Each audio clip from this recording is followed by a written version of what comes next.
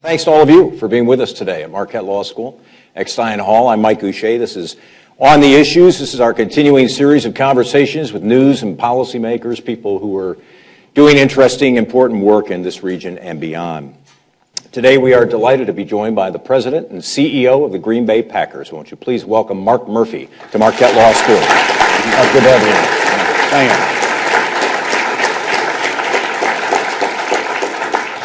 I'm glad we won Sunday. I said that yesterday at an event. I said, it's really much better that he's visiting this week than last week. Yeah. But Aaron Rodgers did say on his radio show last week, just relax. Do you relax when he assures you that things will be okay? Yeah, when Aaron says that gives me some confidence. But how are they doing 4 games into the season? You're a quarter of the way into the season. Yeah, already. I'd say it's been a little up and down. Although, when the season started, I think we looked at it and said, that's a pretty tough opening stretch. 3 out of 4 games on the road. League didn't do us any favors having us play at Seattle to start the season.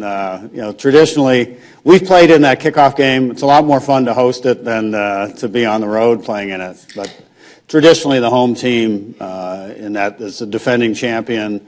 It's kind of a coronation of the world champions. So it's a tough situation for the visiting team. And obviously, Seattle's a very good team. But I think offensively, I'm optimistic that we kind of hit our stride against the Bears. It was the first time we really looked like we did at pieces of the preseason. I heard the commentators last night, it was particularly Bill Belichick, they were talking about some of the comments he made, and I think he's right. With the new collective bargaining agreement, the practices are much different, particularly in training camp. Very few practices and pads anymore, so I think it takes a little longer for teams to really find themselves and really start playing well, especially offensively. Now, defensively, our best game was our worst game in terms of we lost to the Lions, but I thought we played one of our better games defensively. Yesterday Sunday against the Bears, we turned the ball over. We made a couple big plays, but giving up almost 500 yards and I think 250 yards rushing, that's not going to be good. So we've got some things we've got to straighten out there. So 2-2, but I think the schedule looks a little more favorable looking forward. And if you're going to play in a Thursday night game, it's much better to play at home. It's an advantage to have that game at home, and hopefully we'll play well against the Vikings and get on a little bit of a run here. It is interesting. I think that people in Packers Nation panic a bit because they are used to success. I mean, you've been in the playoffs 5 years in a row, and there aren't many NFL teams doing that. What do you attribute to the consistency of performance by this football team over time? Well, I guess I would say first, what makes the league so popular is the tremendous parity. And, unlike some of the other sports, now it's changed a little bit, but the revenue sharing model, every rule of the league is kind of designed to bring everybody back to the middle. So it's, it does. Yeah. It's no question. You don't have the dynasties like you did in the 60s with the Lombardi Packers. But in terms of our organization and our team, I think the continuity, the fact that, you look at, not to pick on the Oakland Raiders, but I'll pick on them. They just fired their coach. So they're, I think it's probably their 3rd or 4th coach in 4 or 5 years. So you're always starting over. And, we've had Ted Thompson and Mike McCarthy in place, for going on 10 years. And I think that, obviously they're very talented. They do their jobs well. They have a very good working relationship. And, so I think that's really been crucial. I think our ownership structure, I often hear from fans, we're at a big disadvantage. We don't have a wealthy, powerful owner that, can reach into his deep pockets and provide the team money or call up Roger Goodell and complain. And is that really what you want? You want Dan Snyder? Is that? But no, don't quote me. So I actually think our structure is an advantage. we have 369,000 shareholders, and how many people out here are owners or shareholders? Okay, thank you. Younger, you students, we'll have another sale in a few years. We'll get you. But it really makes a difference. In a good way, you believe. In the sense that the connection that the fans have to the team is much stronger. And we see it, at our home games, the kind of support we get. But particularly when we travel on the road, the support that we get, and it's not just in the region. I think our ownership structure and the story of the Packers, the small team from a small community, owned by the fans, owned by the community, I think, that it really resonates with people across the country. So we have fans all across the country, and it's a huge advantage. When we play at away games, oftentimes we have a home field advantage. I've never seen it before. We played in San Diego, I think it was in 2011, and it was so loud when San Diego had the ball, because of our fans, they had to go to a silent count. I've never seen a home team have to do that. So that helps us. I think, obviously the Packers have benefited over the years with the revenue sharing model of the league. But I think now we're in very sound shape financially. We've got a very large corporate reserve fund, almost $280 million. So that's kind of set aside for any emergency that should ever arise. And, my goal in my role as president is to make sure that Ted Thompson and Mike McCarthy, but obviously Ted makes all the football decisions, to make sure that he has the resources he needs so that any decision he makes is based on a football decision, not a financial decision. Well, let's spend a little time on the business side of the franchise. You talked about its financial health, record year for revenues last year, $324 million, I think, and yet. I know the franchise is thinking about how do we grow this even further? How do we find non-football revenue? And people in Green Bay are kind of interested. The team has been buying up properties in the area, a fair amount of land available now. What is your vision for the area immediately surrounding Lambeau? Is it a title town district? Is that what you're shooting for? Well, I guess it kind of to step back a little bit. First of all, we're a very unique organization. We really don't have a profit motive. Any profits that we make, we put back into we either invest it in the organization, invest in the facility, or put it in the corporate reserve fund. So we have two main goals. The number one goal is to win championships. So that starts with winning your division, but obviously, the goal every year is to win the Super Bowl. The other goal, which is kind of a strange one that no other team would have, is our goal is to make sure we stay in Green Bay. And so that really speaks to supporting the local community, and we do that in a number of different ways, through charitable contributions from our foundation or the organization, but also we feel a big part of that is supporting the local community. And a big part there is through economic development initiatives. Obviously, the stadium has really changed. You go back to the 60s and 70s and 80s when I played, Lambeau Field was a great stadium, but it was really only used 10 times a year, on the home games.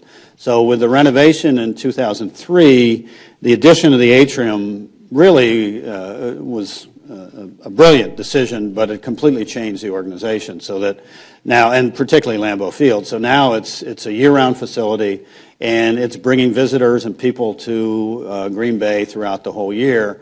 So what we're really looking at is, well, a couple things. We've got a number of different projects going on. It seems like we're kind of in permanent construction mode, but even that has been helpful, in terms of, so it started in 2011, and we'll finish up in 2015 for work right in the stadium and adjacent to the stadium.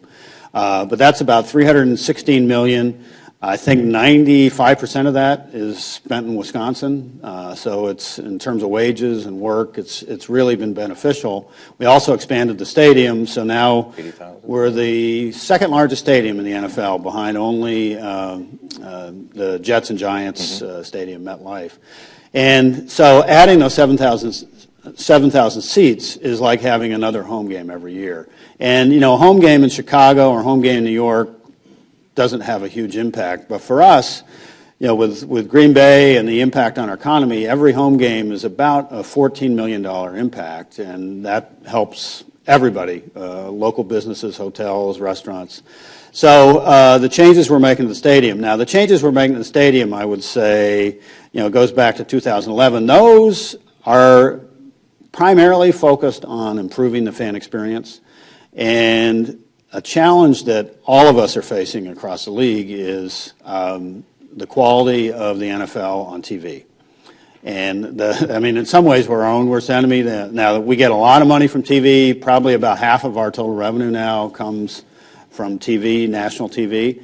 But the better that experience that you have at home is, it's more and more fans across the league are looking at it and saying, geez, I've got HD TV, I've got the Red Zone channel, I can follow my fantasy team much easier here at home. I'm just going to stay at home and not go to the games. So what we've tried to do is continue to make the experience at Lambeau really special and something that you can't get at home. So, going back in 2011, we put in brand new speaker system. We used to have two big speakers in each end zone, and it kind of reverberated and echoed. So now, if you look around the top of the stadium, we've got distributed sound system with speakers surrounding the whole bowl. 2012, we put in two brand new HD video boards, one in each end zone. I think, again, people are watching, used to watching TV on HD, and you want the same kind of thing in the stadium. We also put in a brand new gate, the Bell and Health Gate, on the north end of the stadium. Just again, having another gate, and that one is for premium seat holders and also handicapped entrance, but to make it easier for people to get in and out of the stadium. Last year, 2013, we added the south end zone with the 7,000 seats I mentioned. We also tried to do there, though, is add seating options that we didn't have. Now, what makes Lambeau unique is the seating bowl. It's the only stadium in the NFL that's primarily bench seating. I get a lot of complaints from fans. Why don't you get rid of those bench seats? And I can understand. I've got a bad back. It's hard to sit on those. Well, the reality is we studied it. If we converted from bench seating to chairbacks, we would lose 10,000 in seating capacity. So I write back. I said, "Are you willing to give up your seat to allow somebody?" So we will remain with bench seating. And it's really part of what makes Lambeau Field so special. I think the fans are so close to the stadium. So we looked at that and we said, all right, so up in the south end zone. So we added 7,000 seats. 6,000 of those are general admission. So what we wanted to do was add different seating and viewing options than we have elsewhere. So in the south end zone, every seat has a chair back. Every seat has a cup holder. A lot of the seats are undercover, and the ratio for bathrooms and concessions is much better. We also have concourses on the 4th level and the 6th level where fans can stand behind their seats and still watch the game. And then we also have 14 viewing platforms. And the other thing we added on both the south end zone and the north end zone were viewing lofts where people can stand and watch the game.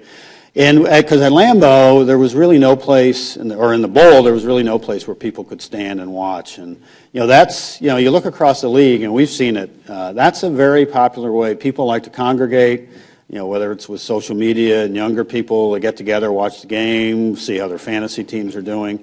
So that was a big change that we added last year. And then this year we opened our brand new Pro Shop, the new American Family gate on the east, and reconfigured the Harlem Plaza.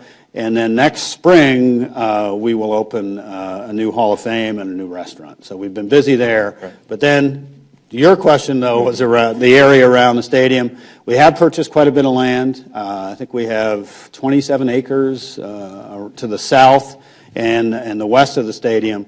The areas to the south, those are all zoned residential or stadium use. So we will only use those for either parking or football or stadium use. Our area underneath the stadium, our loading dock area, got really crowded on game days, game weekends. So we have built two new lots outside for the satellite trucks and the broadcast trucks. So if you see those are kind of outside. So that's to the south, but to the west, we're taking a hard look. We're studying, and really the concept that we've talked about, and our hope is to create kind of a special entertainment and mixed use district. We call it Titletown. I think one of the things that makes Lambeau so special is the great history and tradition of the Packers. We see people come from all over the country or the world. They want us to come to Lambeau Field. They want to see a game. And so looking at some different things that we can do around the area to kind of tie in with Lambeau Field.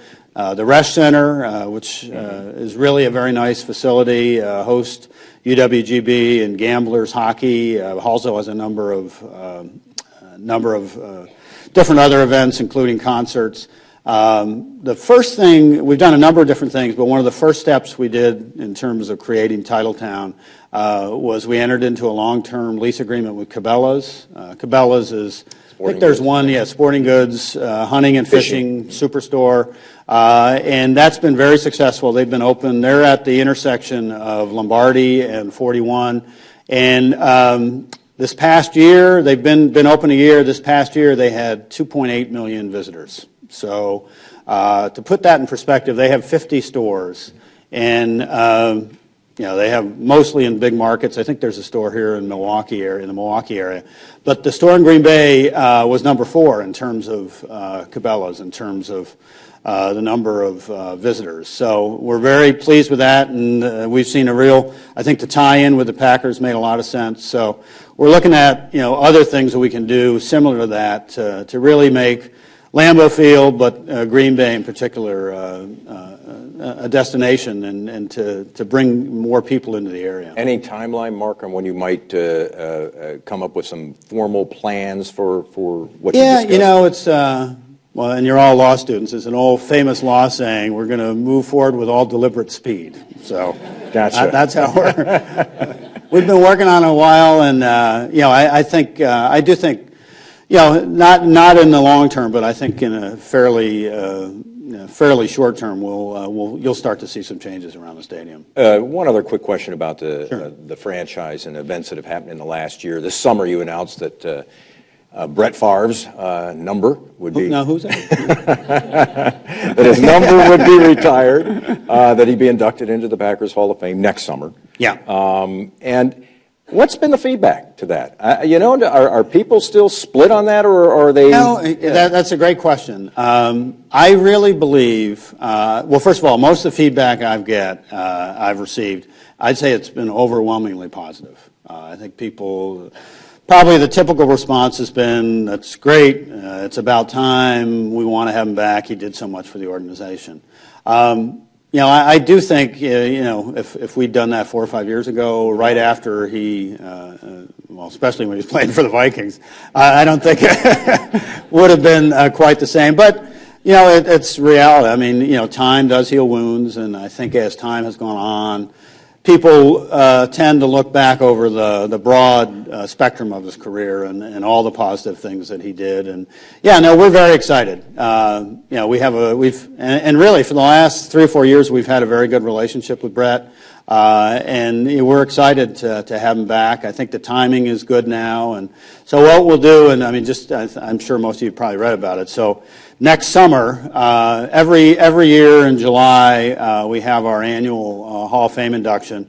Normally, we induct a couple different people, but next summer, so this is the first year that Favre will be eligible for our Hall of Fame, which this is very confusing. Our Hall of Fame is run by an outside group, Hall of Fame Inc., but we work very closely with them.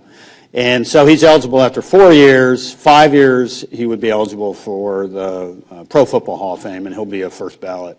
inductee. So what we're going to do is we're going to induct him into the Packers Hall of Fame. I think it's July 18th next summer. That'll be on the atrium floor, and should be a very, very special day for the Packers. So we'll not only induct him, but we'll also retire his number that evening. But then at a game that fall, the fall of 2015, we will unveil his number because we were sensitive. We wanted that's something that our season ticket holders and our fans wanted to be able to see. So we'll do that in sometime in the fall. Once the schedule comes out, we'll figure out what game to do it at. Let's talk about a couple of issues facing the NFL right now. I was looking at the latest TV ratings. The NFL has never been more popular. And I think it's a pretty safe statement to say that it is the most popular sport in America today. Football is, professional football. Well, to put it in terms from a rating standpoint, one of the statistics that I read last year, so looking back on broadcast television, of the 35 most viewed or most popular shows, 34 of those were NFL games.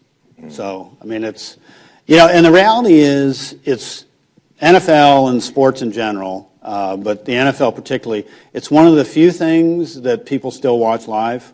My wife and I we watch all different kinds of shows, but we usually watch them on demand because you can, with a football game and, especially I think with the popularity of the NFL, people watch it live, and broadcasters and advertisers will pay a premium because of that. So the popularity of the sport remains incredibly strong, and yet you've got a couple of clouds on the horizon. There's been a lot of talk about the Ray Rice incident, a lot of talk about domestic violence reports involving NFL players in recent weeks. Get your take on that.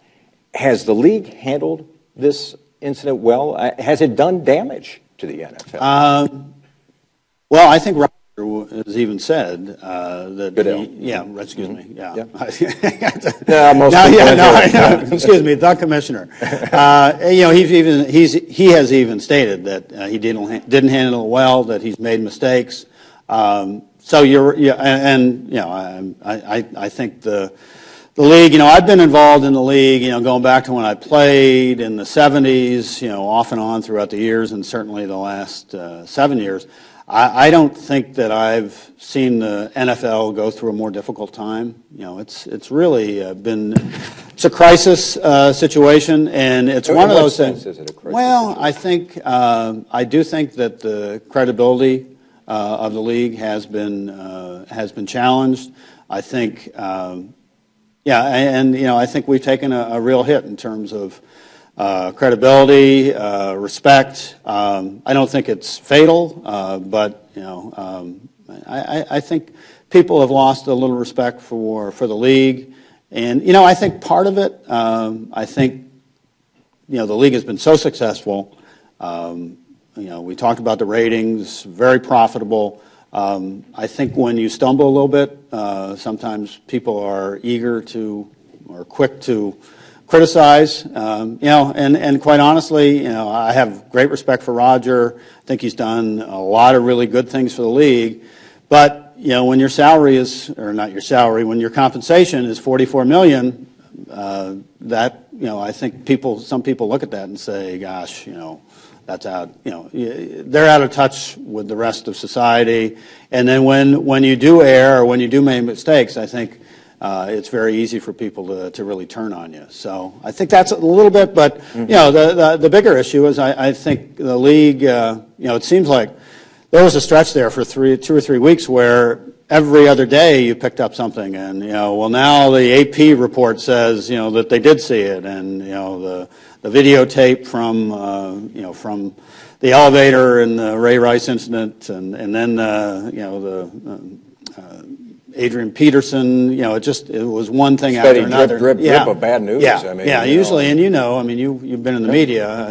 One of the best things when you have negative news, the best thing you can do is try to just make sure the story doesn't have legs. And this one, this had legs that were running. So it has been it's been a challenging time. But fixable? You feel that? Well, we'll see. I do think so. And we'll see. I think I think Roger has done some good things to try to, particularly on the domestic violence front. I think he's brought in three experts, advisors on steps that the league can take to help prevent domestic violence. He's also promoted one of his vice presidents, a female, Anna Isaacson, to I think VP of Social Responsibility. So I think he's done a number of different things. But we'll see. To me, I think a key point here is going to be the investigation. Roger Goodell asked Robert Mueller, the former head of the FBI, to conduct an investigation into the handling of the Ray Rice case involving what happened to the evidence, and I think that's going to be really key. To see what that shows. We have an owners meeting coming up next week in New York, and the hope was that investigation would be completed by then. Whether or not it is, I don't know, but I think that will be helpful, and we'll see what it says. But there have been some troubling things that have come out in the media, and one of the things we've talked about it internally, and we tried to do some things with our players, but just with our staff and others. It's society's much different. That with social media now and with every phone as a camera, things are videotaped and photos are taken that never would have been in the past. So I think you really have to be very cognizant of where you are, what you're doing, and we encourage our players all the time to make good decisions. But and what's really interesting, and I'd be interested to see what people think about it. On the Ray Rice case or situation, the real turning point was TMZ getting the video and leaking it so that people were able to see it. And it was, it's awful to see it. But I think everybody knew what happened. We saw the video previously of Ray Rice dragging his girlfriend out of the elevator, and I think most people knew that he had hit her and knocked her out, but being able to see that, I think, really changed things. And, so I think it's different times, and I think we're all learning as we go through this process. The other cloud on the rise, and I guess is still the continued discussion of the concussion issue, the brain trauma issue in football. You played for 8 years or so in the NFL. It's a tough sport. I never had a concussion in the NFL, though. Isn't that? And would you say you were a rarity at that time? Oh, yeah. Is the league in your... Now, my wife says, I say, well, I had 2 in college, and my wife says, it doesn't make any difference. NFL concussions aren't worse than college concussions. But, is the league doing everything it can to address this I do think so. Issue? I'm very much involved in it. So, I think you look back... really over the last 5-6 years, almost every rule change we make is geared towards making the game safer. Now, it's not all concussions. Obviously other injuries are key, but, the concussions are real. That's crucial. Trying to minimize and control or have fewer concussions is really crucial, not only to the NFL, but I'd say the future of the game, because what we have seen over the last 2 to 3 years, there's been a downturn in participation in football at the youth level. So these are moms and dads saying, "I'm not sure about this." It's parents, moms and dads saying, I know, the football, it's a great team sport and there's some benefits, but I don't want you to have permanent brain or have brain issues or brain problems with dementia down the road. And that was never an issue before. I think we all knew that the game was dangerous and you could get concussions, but when I was playing, nobody ever thought that could lead to long-term problems. So that's really changed things. And so we're looking at rules, education at the youth level, and one of the now, every single game we have there are two independent neurologists whose sole job is they're on the sidelines and they're looking and they're watching to see any signs that a player has been concussed. Because, yeah, players there's kind of, and I was the same way, there's a warrior mentality that I'm tough and I can make it through and I'm going to play.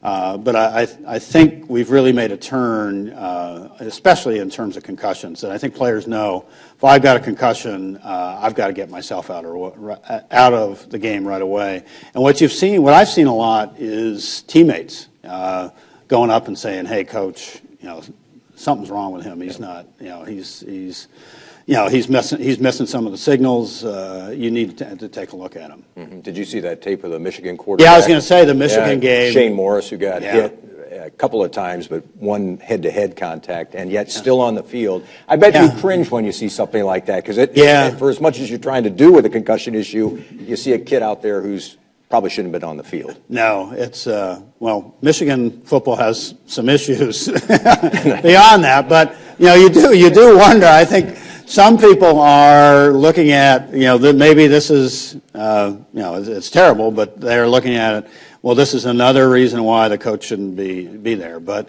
you can't really, it's hard to defend coaches, but in the middle of a game, you've got a lot of things going on, a lot of people flying in and out, and you're making substitutions, and, you see it on TV, and you think, how could they miss that? But, there was 2 or 3 years ago, it was 2010 in our Super Bowl year, we opened the season at Philadelphia, and there was a Philadelphia player who got hit in the head and kind of stumbled around, and everybody in the nation watching on TV saw it, but the coaches didn't see it, and he went back into the game, and so that's really, plays like that were what spurred having these independent neurologists on the sidelines now.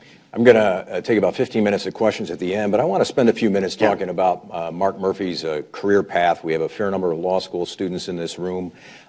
You were preparing for your next career after football while you were in football, and then while you worked for the NFL Players Association. You were taking steps in terms of your education, whether it was getting an MBA at American or eventually getting a law degree at Georgetown. Did you know at that point what you wanted to do next? Were you sure in football? How did this come about, that phase of your career? Well, first of all, I didn't come into the league, heralded or a draft pick. I was undrafted, and I went to Colgate. Back then Colgate was, we were Division I. There wasn't 1A and 1AA or football subdivision, championship subdivision, whatever they call it now. So we played at a fairly high level. But so I never really came into the league thinking I would have a long career. Signed with the Redskins as an undrafted free agent. Just a quick aside, George Allen was the head coach of the Redskins at the time, who was a real character.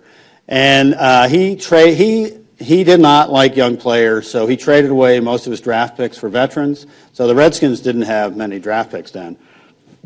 So the first day of the draft, I get a call. I'm up at Colgate, and it's George Allen. He says, "Mark, we really like you.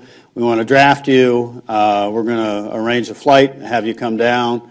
And I thought, oh my gosh, this is great. I'm so excited. So I fly down to Washington. Make a long story short, they had no intention of drafting me. Their sole purpose was to hide me out. So the draft then was over. It was 2 days. It was over 2 days. It was 12 rounds. So I get there the first day, and I'm waiting to be drafted. I'm sitting there watching TV, and so they don't draft me. So the second day, first thing in the morning, they wake me up, and they say, "Mark, we're going to give you a tour of, have you ever been to Washington, D.C.?" And I said, "No, I never have." So we're going to give you a tour of Washington, D.C. And I said, "Well, I'm going to get drafted pretty soon, so better be quick." So there were 4 or 5 of us, and we were all in this van, and we drove by. There's the Washington Monument, and there's the White House, and the drive. They didn't have cell phones then, so the driver of the van kept stopping, and he'd go to a phone booth, and he'd make a call, and then finally we go back. The Redskins practice facility then was out by Dulles Airport, so we go out to the practice facility, and I had no idea what was going on. So it was late in the afternoon, and so they take us up to an office, and I'm sitting in an office by myself George Allen comes in with his assistant GM, and he goes, "Mark, the draft just ended. You weren't drafted. Here's a contract. Take a minute and sign it." So, so I was an attorney. I wasn't an attorney then, but I said.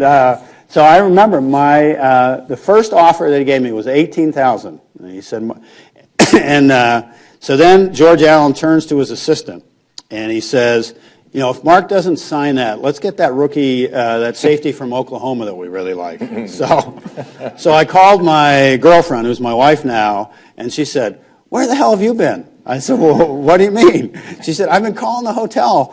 Well, the Redskins had given the hotel instructions to say that there was no Mark Murphy staying there. So nobody could get in touch with me. So there were 3 or 4 other teams that wanted to sign me, but I ended up signing with the Redskins. All the other teams wanted me to put weight on and move to play linebacker, and I really felt more comfortable playing safety.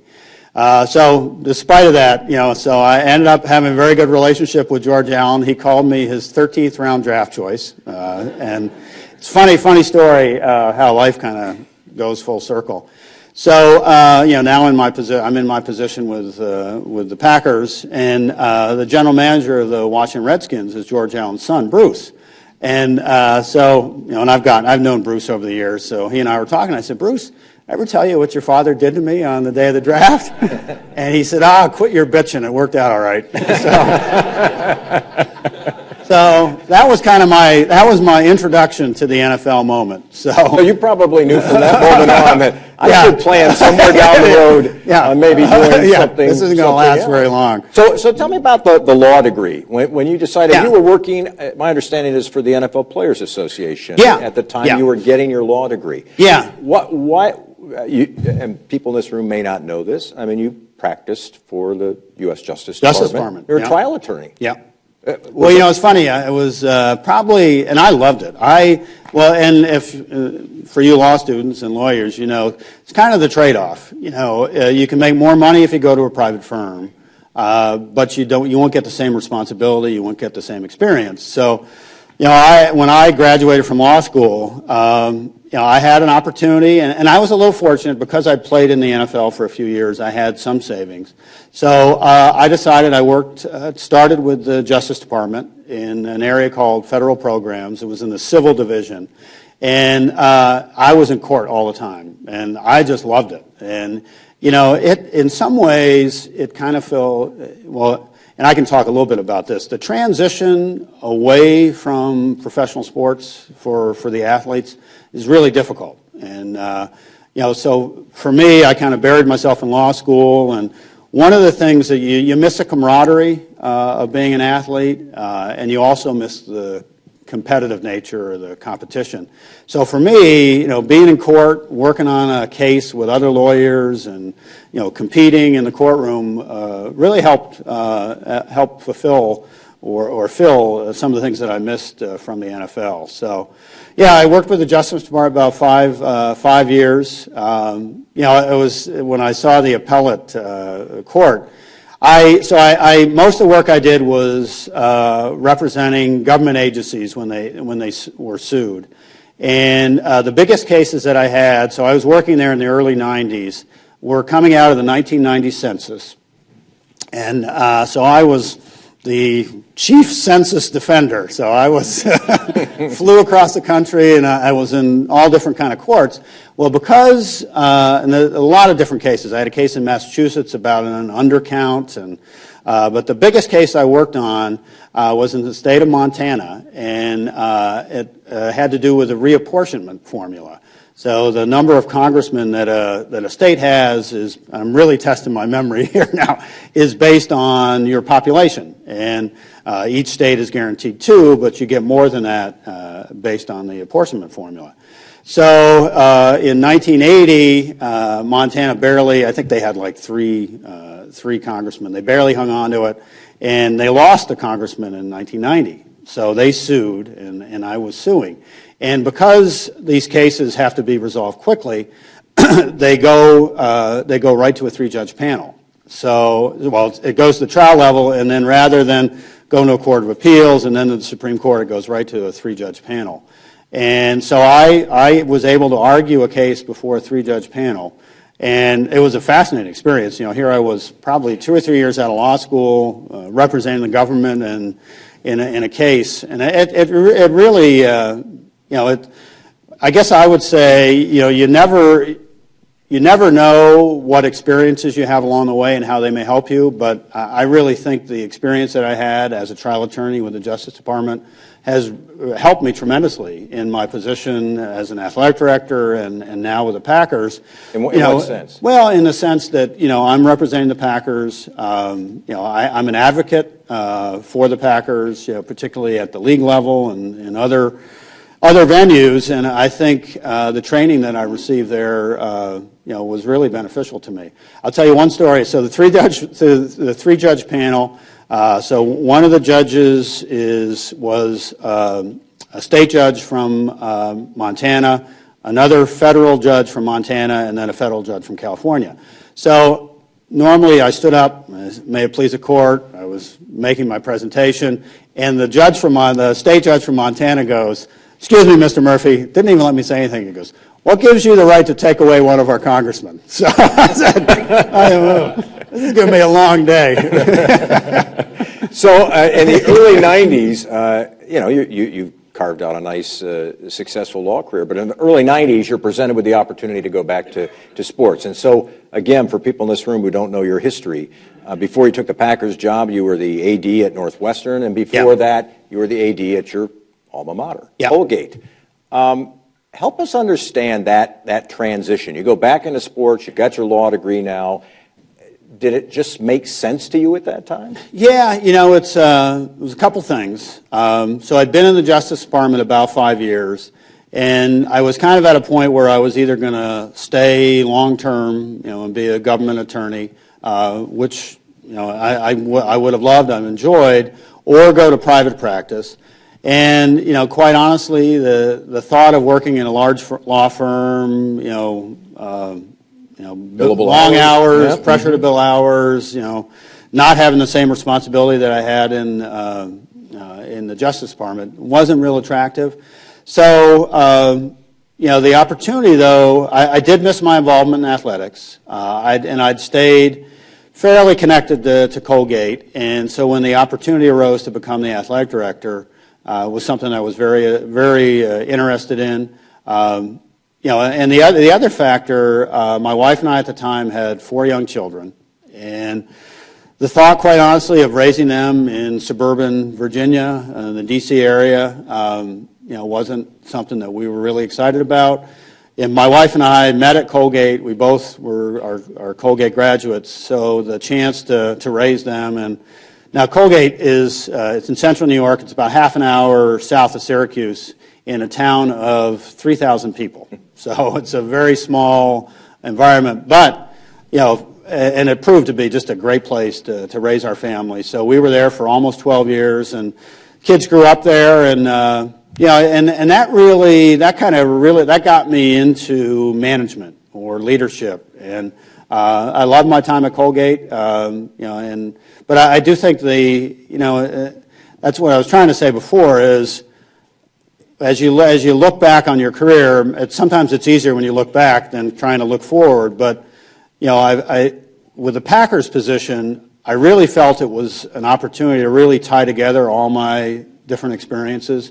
My experiences as a player have been helpful. I can relate to what our players are going through. My experiences with the Players Association have been very helpful.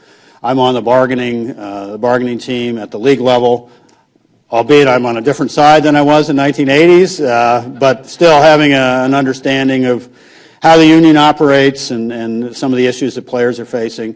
And then, my experience as an attorney helps me now, and then particularly my experience leading athletic departments at Colgate and then Northwestern have been really valuable. And I would say, particularly with the Packers, and I don't think I really realized it until I got into my position with the Packers. The structure of the Packers organization is very similar to a university in the sense that we have a board of directors. At a university, you have a board of trustees of usually 30 or so. Our board of directors is 45, and there's a committee structure within the board, same thing at the university level. So having dealt with those structures for 16, 17 years, I think has been really helpful. Let me take a few questions from the audience. If you're in the seating bowl, press down on the rim, not on the little ball, but on the rim. Keep your finger down on that. If you're in the back, raise your hand. Ryan is the guy with the microphone. Wait for him to come by so we can hear your questions. So let's start way in the back. Yes, Alderman. How's your ankle? It's still sore, but I can stand. We walked in together. He hurt his ankle playing soccer. Yeah, association football, as they call it. I got a request and a question. The request is, would you bring up at the next owners meeting that they should get rid of the rule that says only the Packers can be owned by a city or a community? I think. Oh. Because and some fans tell you they wish they had a Dan Snyder. I thank God every day we don't have a Dan Snyder or Jerry. We have you instead. It's hard to fire the owner. Yeah. But interesting, you brought up Dan Snyder. And I think in the old days, just a couple of years ago, when Packer fans wanted to bring up the evil owner, we'd bring up Jerry Jones. Dan, I don't know in your mind why you brought him up. I think of that now because of the controversy over the nickname. I asked this question gingerly because Marquette, some people still want to be Warriors again. Yeah. But I think the Warrior nickname, it was the logo, not the name itself. In terms of the Washington nickname, I think, you know the story there. So I wanted to ask you if at owner meetings, whether for a moral or for a money reason, owners are starting to pressure, including yourself, are starting to pressure Snyder to change the name. Great questions. Well, now your first question was on Should there be other? The rule, I think it went into place in the 50s that every team has to be owned by a single controlling owner. I think that would probably be tough to change. Although, I'm from Buffalo, New York, and the people in Buffalo really were nervous, over the last few years with when Ralph Wilson passed away.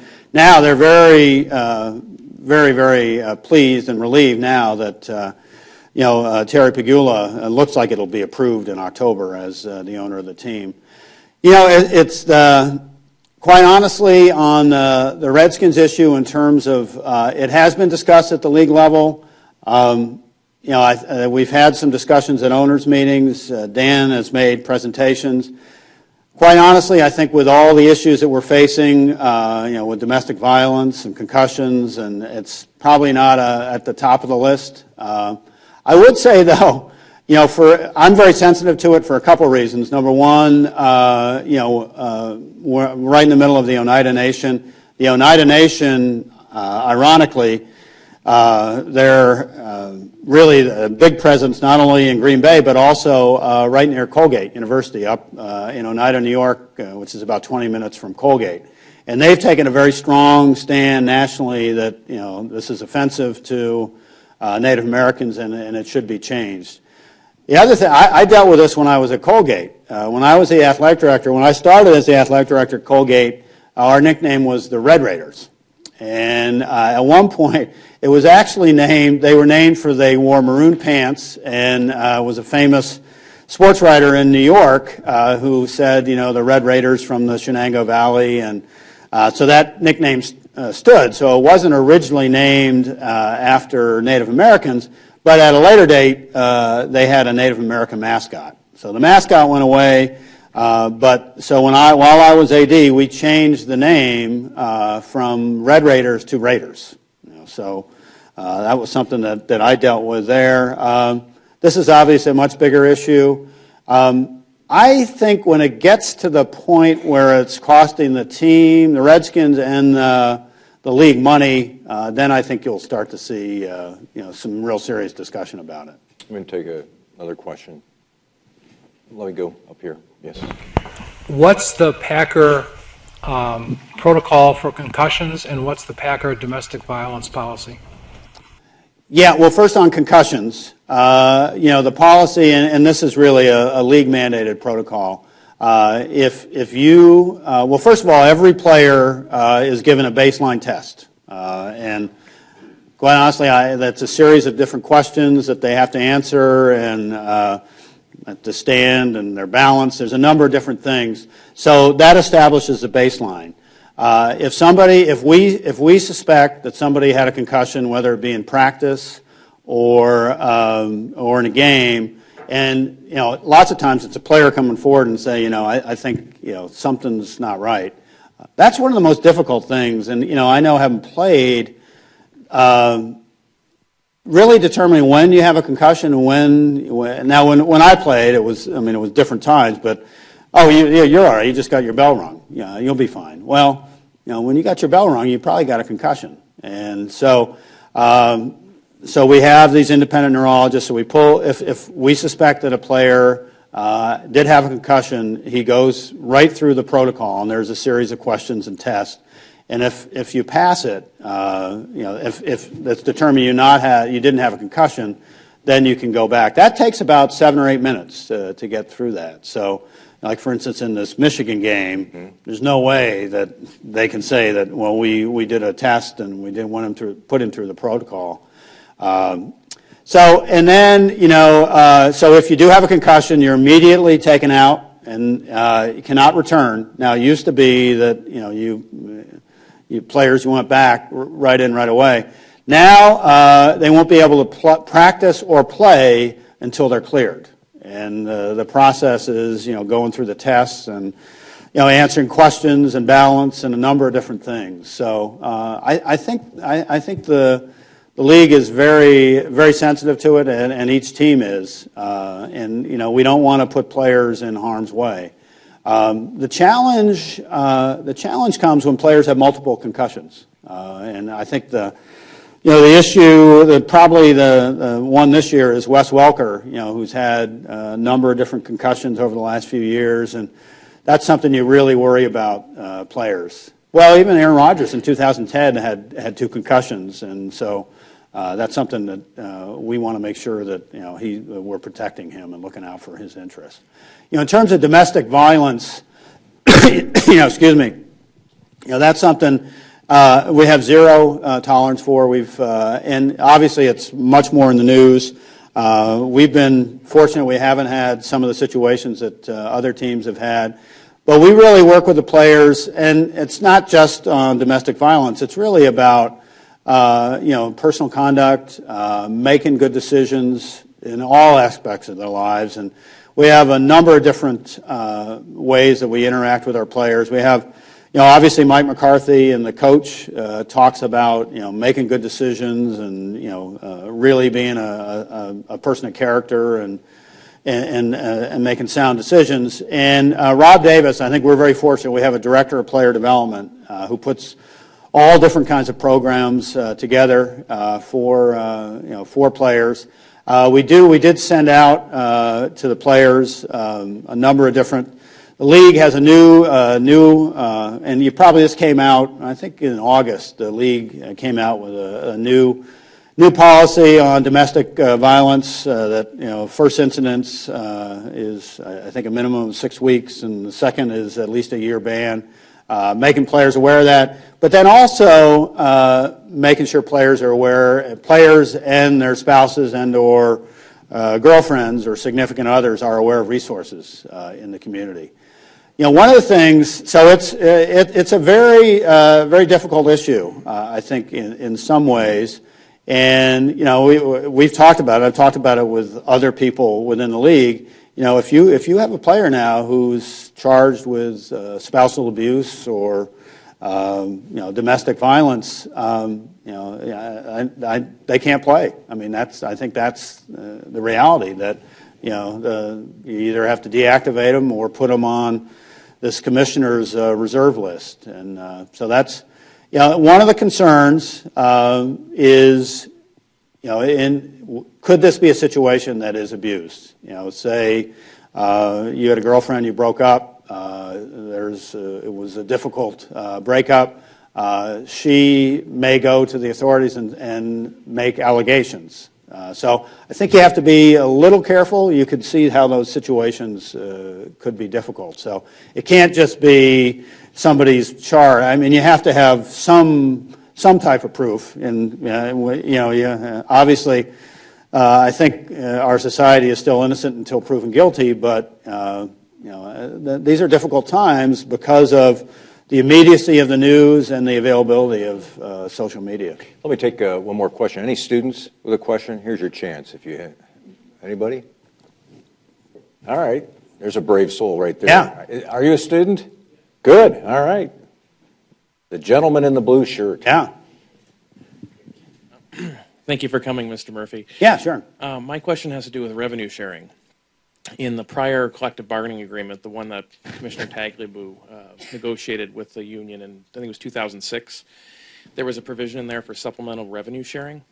Is that in the current collective bargaining agreement? And if it isn't, are there any plans to increase the percentage of revenues that are shared? Yeah, that's a great question. So as I said before, revenue sharing has been a staple of the NFL for years, and it's really one of the reasons that the league is as stable as it is. And you're right, so the collective bargaining agreement went from 2006 to 10, had supplemental revenue sharing. And the revenue sharing, it's really something that the owners vote on, but the players also have some say. So it is in the collective bargaining agreement, because from a player's perspective, they like it when the league is balanced and teams all across the league are competitive, and teams all across the league have enough money to spend money on free agents and spend up to the cap. So in the current collective bargaining agreement, there is supplemental revenue sharing. However, there are a couple triggers that are in place, and if the league right now, the league is sharing enough money through our national TV money or national TV revenue that I believe in the last year there was no supplemental revenue sharing. So supplemental revenue sharing, and so that's really the teams with the higher revenue actually make payments to low revenue teams. And believe it or not, the Packers over the last few years where I've been involved, we've made supplemental revenue payments into the pool. So we're one of the higher revenue teams in the league that shares, that ends up making payments to lower revenue teams. 1 minute. Sure. Do you have any advice for the law school students here? You went through that process yourself. It ended up in a career that you've, I think, enjoyed enormously. What's the advice to these students? No, that's great. I guess I would say, well, a couple things. Well, you're obviously in law school, so you know education's important. So I was, what I would say, well, first of all, your formal education will stop, but your education should never end. And, Mike can tell you, whatever profession you're going to be, it's going to constantly change. So, I think you need to really keep up on your industry, the changes, and, always, I think be inquisitive, always try to learn more, know as much about your industry, whatever you're doing. This is a trite thing, but, find something that you're really passionate about, that you love, and don't be afraid to make changes in your career. It's a lot different. It's not like the old days where your father went to work for GE and worked there for 40 years and retired. You're going to make a number of changes. Actually, I spoke, one of the real honors in my life is I gave the commencement speech at Colgate, my alma mater, as we talked about 3 or 4 years ago, and what I tried to pay or honor my father. My father passed away about 6 years ago, right in the middle of the Brett Favre summer. So it helped me keep things in perspective. Sure. But he was just a great, great person. His name was Big Murph, and he had what he called pearls of wisdom. And so what I tried to impart to the Colgate students was some of his pearls of wisdom. And just quickly, some of his pearls were, don't sweat the small stuff. So and that's one of the things I tried to keep in the mind. It's not that the Brett Favre summer and the issues were small, but keep things in perspective. I think sometimes You often lose sight of that. The other thing I would say, one of his pearls was the harder you work, the luckier you get. And there's a lot of truth in that. In anything, the harder you work, the more time and effort you put into things, the more successful you're going to be, and you're going to find good things come your way. And so those are just some of the things. And I wish you all the best. It's been a pleasure to be here. The law, I would say. Now I only worked actually 4 years as a lawyer, but I feel first of all a law degree is a tremendous education. It's a tremendous graduate degree. So don't feel that the only thing you can do as a lawyer is practice law. I see it all. A lot of ADs that I know now are athletic directors. I hire a lot of people who have legal backgrounds, and the training and the experience that you'll get, that you are getting now, are going to help you in a lot of different ways that you can't even imagine now. So I would say don't limit yourself just to practicing law. I'm going to wrap things up there. Before we go, one mention about an event coming up tomorrow, another On the Issues event at 12:15. We'll be releasing the latest Marquette University Law School poll. If you're interested, we'd love to have you join us. Having said that, I want to thank everybody in the room today for their interest and their attention. And most of all, we want to thank Mark Murphy of the Green Bay Packers. Mark, thanks very much. Thank you, Mike.